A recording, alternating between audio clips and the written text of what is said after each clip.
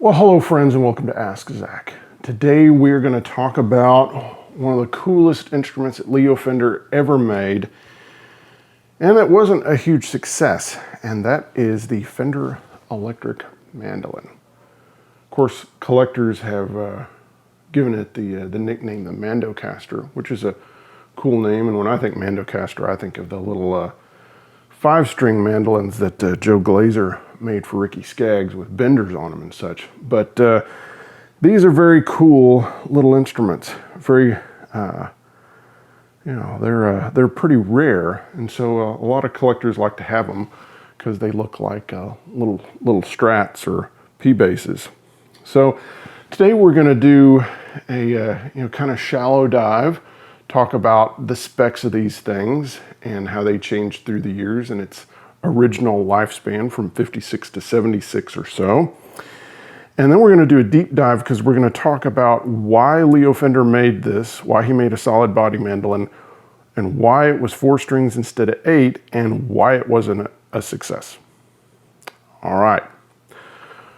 Before we take the shallow dive, I just need to thank my Patreon supporters because they are truly what keeps the show going, and I am truly grateful to them. So if you would like to support the show, then go down in the description and you can find the link and find out more there. All right, so here's the shallow dive. Fender introduced the electric mandolin in the spring of 1956. It retailed for $169, which in today's money would be about $2,000. And it was originally available in either 2-color sunburst or blonde. And it had kind of a slab style body and had a maple V neck and a Fender spaghetti logo with no descriptor underneath, Clusen machine heads with white buttons, and gold anodized pick guard, Telecaster type tone, volume and tone controls, and output jack, all mounted on the guard, and a kind of Tele-esque bridge with 2 saddles with that are threaded. And this kind of cool little single coil pickup that looks like a little Strat or a Tele pickup that has kind of a brownish red cover. Couple of interesting things. No truss rod, So if you're looking at one of these, I would, a vintage one, I'd make sure that the neck was straight. If you're going to actually play it, if you're just going to hang it on the wall, who cares? And then, of course, it has this little 4-bolt here. Serial number is on the neck plate on these guys. And these are just really cool little instruments. So the instrument quickly started, getting some, changes through the years. The first came in 1957. Just the next year, it got contours like this one. So this is a 1958. So in 57, you get the contours. You get this, the forearm cut, and you also get this, the tummy cut here. Then the next thing that happens is in 58, of course, the sunburst gets red in it like this one. So this is a 1958 model. In 59, you lose the maple fretboard and you get a slab rosewood fretboard. You also lose the gold guard and you get a 4-ply tortoise. And the standard color goes from being blonde and sunburst to just sunburst, 3-color sunburst. And of course, you can get custom colors at a 5% upcharge. So custom colored 50s, like maple neck examples, are exceptionally rare. I've never seen one. I'd love to see one if someone out there has one. But they are somewhat, they are out there as far as the rosewood board 60s electric mandolins. You'll find them in candy apple red or gold or some other colors. And usually with the custom colors, they will have either a mint green guard if it's early 60s, and of course by mid 60s you'll have just a 3-ply white guard. The other change that happens is in 65, you get the changeover from the spaghetti logo to the gold transition logo, and then late late 60s, early 70s, you get the switch over to kind of the black CBS Fender logo on there. And then in the mid 70s, it disappears, and that's kind of the story of it. The strings on it. So apparently, originally, and this is the best info I could find, was that the original strings on it were an 8, a 12, a 19 wound, and a 28 wound. I think a lot of people kind of string them up a little heavier than that, maybe starting with a 10, but that apparently was what was on the mandolin when sold. And of course, the strings would need to be ball end. They were regular guitar strings. Let's see, and of course they came in little, little Tolex or tweed cases. So the 50s ones are really cool because it has the rectangular tweed case with either the red or kind of brown interior, and they're just, identical to the big boys, but just smaller. So again, a lot of guys like to have these because they look really cool next to a, 50s Strat. So, looks like the little brother. Now let's talk about why Leo was inspired to make these. So to tell that, we have to talk about Leo's favorite band, which is Bob Wills and the Texas Playboys, which is a Western swing band. And just to give you kind of the quick and dirty description of a Western swing, it was kind of like the pop music of the 30s and 40s, which was kind of big band swing music, and except that it was more, I guess, rural. So you had, fiddles, steel guitar, electric guitar, and electric mandolin. So really where this whole, mandolin was normally an 8-stringed instrument. And so you had, courses of strings. So you had unison strings. So you had double E's, double A's, double D's and double G strings. So it was, as far as in Western swing, it looks like it was Tiny Moore that kind of started that. And so he played a Gibson A-style mandolin that had a pickup. So it was really an EM model. So that, which of course, that stands for electric mandolin from Gibson. So you had an EM 100 and later on an EM 150. And, basically it was an 8-string hollow body mandolin, acoustic mandolin with a big old P90 with 4 pull pieces on it. And that's what he played, except he would only string it with 4 strings. And so he would end up playing it in kind of not really the mandolin style or the idiosyncratic things that were done on a mandolin. So here, let's just talk about that real quick. So I'm gonna set this down and pick up an acoustic mandolin. This is just a Breedlove mandolin that I've had for a long time. So a lot of, kind of the idiosyncratic mandolin playing of the day would be doing things like this.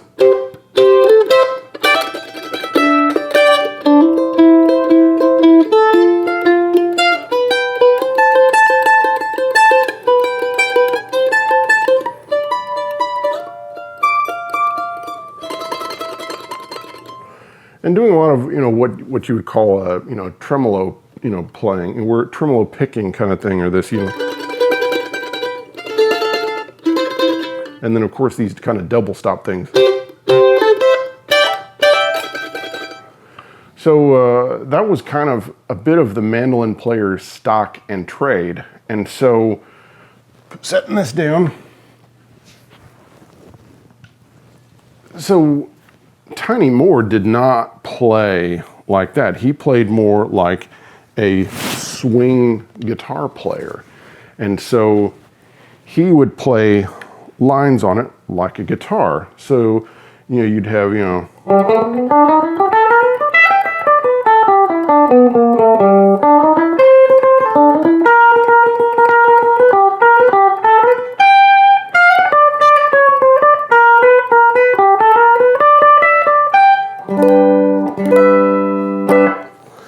So again, much more guitaristic sounding. And if you try to do the kind of the traditional 8-string mandolin thing, it doesn't really work well. So here's,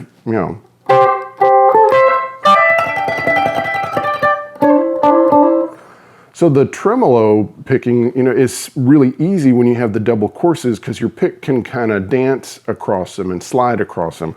But when you have, the single strings, it's much harder to do that kind of thing. And so, so this was a huge departure, from a regular mandolin. So Tiny Moore creates this very idiosyncratic style that's part of Western swing, that was part of his style. I mean, he was a real innovator. And of course, along with the popularity of the band, especially in the 30s and 40s, there were some guys that started playing in Tiny's style. Just a brief bit about Tiny. He was born in Port Arthur, Texas, and he would go from Bob's band to playing with Billy Jack Wills, who was a family member of Bob, and then he would, of course, go on later to play with Merle Haggard in the late '60s and the '70s and stuff, and he was just a great mandolin player. And if you're wanting to do a deeper dive on Tiny musically, there's a great album called Tiny Moore Music. That the cover of it is him holding a Bigsby mandolin, and that is an amazing record. And then listen to any of the Bob Wills Tiffany transcriptions. And the Tiffany transcriptions, those are not the Bigsby instrument because he didn't have it yet. So all that Bob Wills stuff, that's all the Gibson mandolin with single strings on it and the P90 kind of pickup. All right, so from Tiny's in the band till about 1949, and when he leaves to join, Billy Jack Wills and such, they find another fiddler / mandolin player that, of course, idolized, Bob Wills and Tiny Moore, and his name was Johnny Gimble. Johnny Gimble was from Tyler, Texas, so another Texas mandolin player, fiddler. And he joined the band, and he had a regular Gibson A50 that he had added a pickup to. And apparently the pickup kind of went wrong and it broke. And of course, Leo Fender was servicing all of Bob Wills' amps and, even restringing stuff. And of course, later on, he'd give Eldon Shamblin a Strat and, all sorts of stuff. But, Johnny Gimble ends up taking him his Gibson A-style mandolin, and Leo he fabricates a pickup and volume and tone controls and installs it on it. And here's a picture of it. It looks like a little Telly or Strat pickup that just has, a little black bobbin and 4 pull pieces. So this is important. So that's what Leo Fender is around. Leo Fender has been listening to Tiny Moore. He's been listening to, Johnny Gimble. And a brief aside on Johnny Gimble. If you're a Texan or a fan of Austin City Limits or country music in general, then you know who Johnny Gimble is. He's that wonderful, kind of gray, white-haired fiddler / mandolin player that you'd see on Hee Haw and Austin City Limits all throughout the 70s and 80s. I mean, he was kind of ever present as this guy that played beautifully, and he had such a smile on his face as he played. And you'd see him play with everyone from Willie Nelson to Rodney Crowell to the Texas Playboys and Willie Nelson and just everyone. And Johnny Gimble, passed away not that long ago, but he was a great player. All right, let's get back to Fender. I could go off on a rabbit trail for a while, but so that's what Leo loves. Leo loves the electric mandolin, which is very much a niche thing. It's not what normal mandolin players want. So Leo decides to design, an electric mandolin. So what's he gonna do? Well, he's gonna make it a solid body. So of course this is, kind of based on the Strat shape, Strat headstock. And then he's gonna use the pickup that he designed for, Johnny Gimble. And then he's got a little bridge that's based on the Telly, and he throws it out on the market in 1956. The problem is that Western swing is not cool and hip anymore. Country music has country and Western has shifted. You have the popularity of, kind of Hank Williams Sr., Webb Pierce, Little Jimmy Dickens, and others, they have shifted the sound of country music to more what we would call at times honky-tonk music. So it's kind of moved away from Western swing.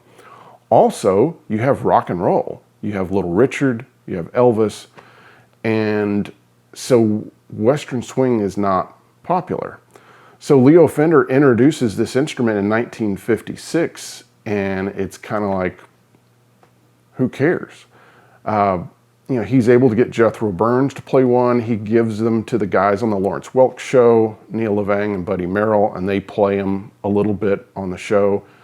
But it really doesn't get a lot of exposure because people don't care. And mandolin players, people that are playing 8-string mandolin, when they pick up one of these things, it's a completely different beast. You can't really play it the same way unless you were kind of a single note kind of jazz mandolin player that was playing an 8-string, and then it's like, oh, this is kind of interesting. But if you're kind of a bluegrass or old-timey or country mandolin player, it doesn't work. It doesn't work at all. So these instruments don't sell really well. And even when Fender had kind of switched over to alder, in kind of 56, 57, this one stays, the electric mandolin stays ash for a while, probably because they had cut a number of bodies and they weren't going through them. And there's a lot of necks that are marked 56 and 57 that are on instruments that have, date codes on the pots might be 58 or 59. So it didn't sell well. And that's because he made too much of a niche instrument. If he had made this an 8-string electric mandolin, it probably would have sold better. If he made it an octave guitar, where it was 6-string and tuned like a guitar, then absolutely would have sold better. And it would have been interesting if he would have done like an octave 12-string. Think about that. If he would have beat Vox Phantom, kind of to the punch with an octave 12-string, that would have been really cool. And, a lot of players probably would have picked those up. It would have been more popular.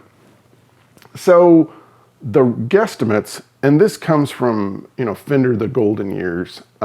In that book, they believe that there were 3,000 of these made in the 20 years that it was around.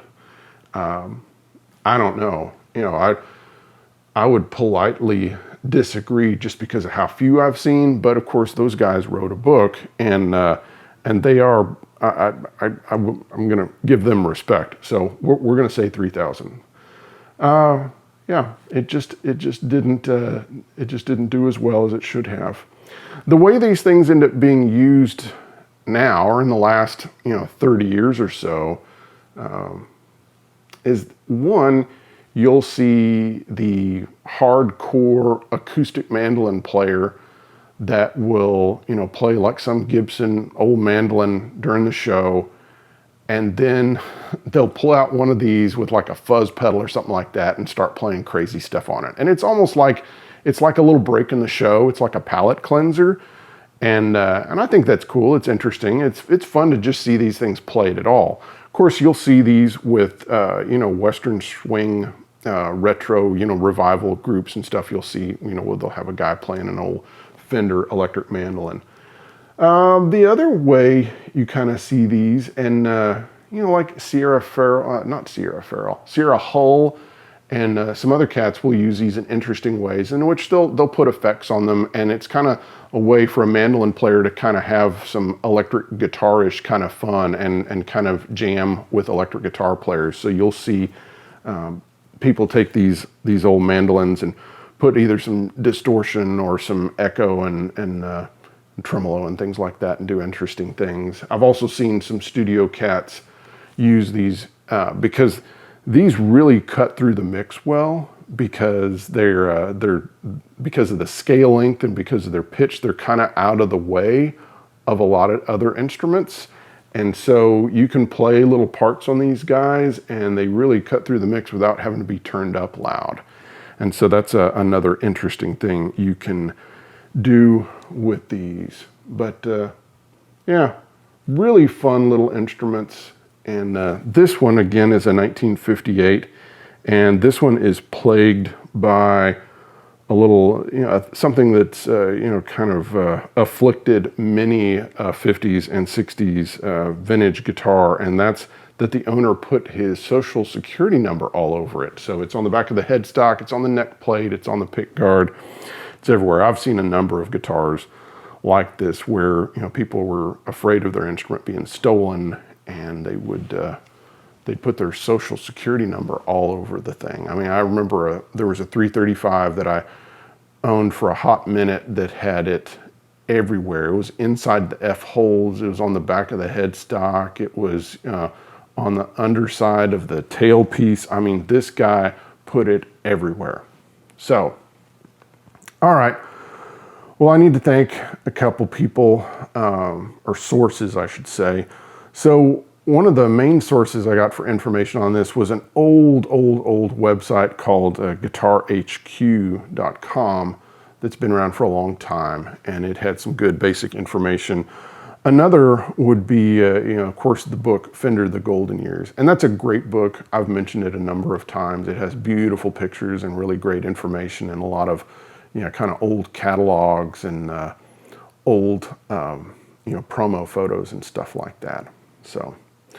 All right, guys. Well, I hope you've enjoyed today's episode, our look at the Mandocaster, and maybe we'll do an episode down the line where I try to see if I can track down a Glazer Mandocaster with a bender on it and everything. So that would be kind of a fun follow-up to do kind of a modern electric mandolin episode. Well, thank you so much. Bye-bye.